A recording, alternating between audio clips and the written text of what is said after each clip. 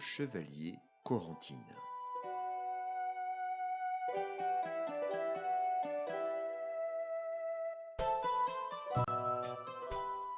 Corentin était un chevalier redoutable qui maniait l'épée avec l'adresse d'un barbier. Pour autant, ce n'était pas une brute, et il savait se montrer délicat. « Halte !» ordonna-t-il en tirant sur les rênes de Balaguère. Son cheval se figea, une patte encore levée. Corentin sauta à terre. Sous le sabot de sa monture, un crapaud terrifié tremblait comme une feuille.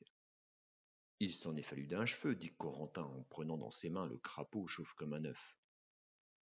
L'animal poussa un coassement de soulagement, et Corentin l'embrassa sans dégoût avant de le libérer. Un nuage de fumée apparut. Vlouf! En un clin d'œil, le crapaud était remplacé par une fée à l'allure sympathique.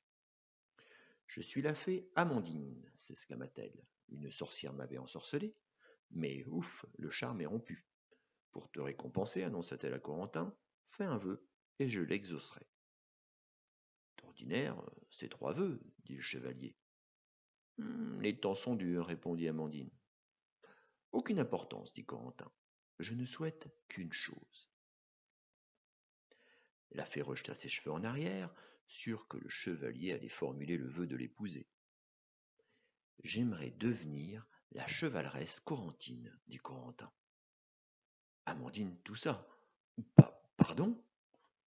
J'aimerais que vous me transformiez en Corentine, répéta Corentin.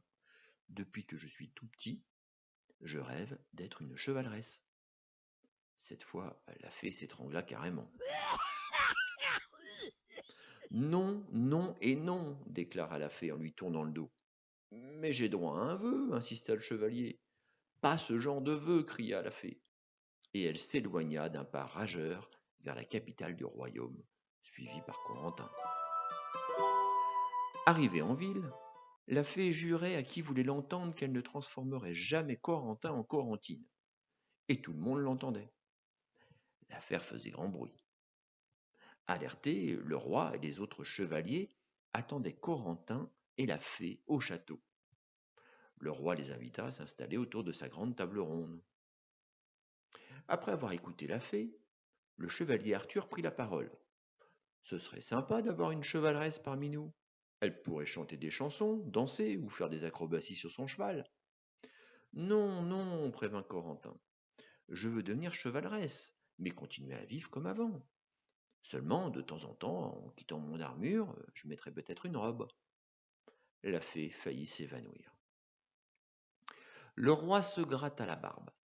Il se leva et ouvrit une fenêtre. Des clameurs s'élevaient de la cour. Une partie du peuple approuvait le vœu de Corentin. Une autre partie donnait raison à la fée. Le chevalier Lancelot prit la parole. Il faut voter. Oui, se réjouit la fée, votons.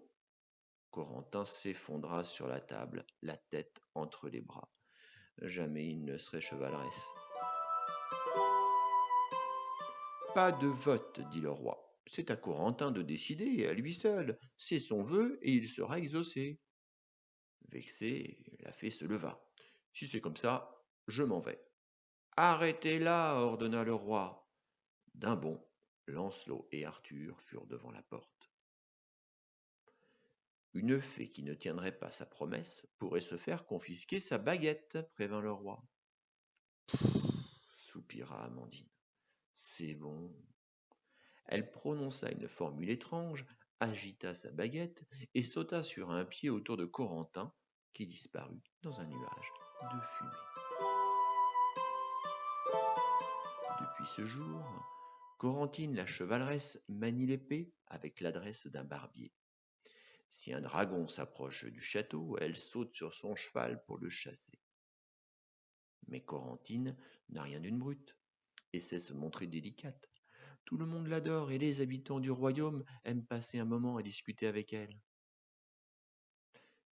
Quant à la fée, elle a quitté le royaume en jurant de ne jamais y remettre les pieds. Hélas, on raconte aussi qu'elle aurait de nouveau croisé la sorcière et qu'elle vit près d'une mare en compagnie d'autres crapauds.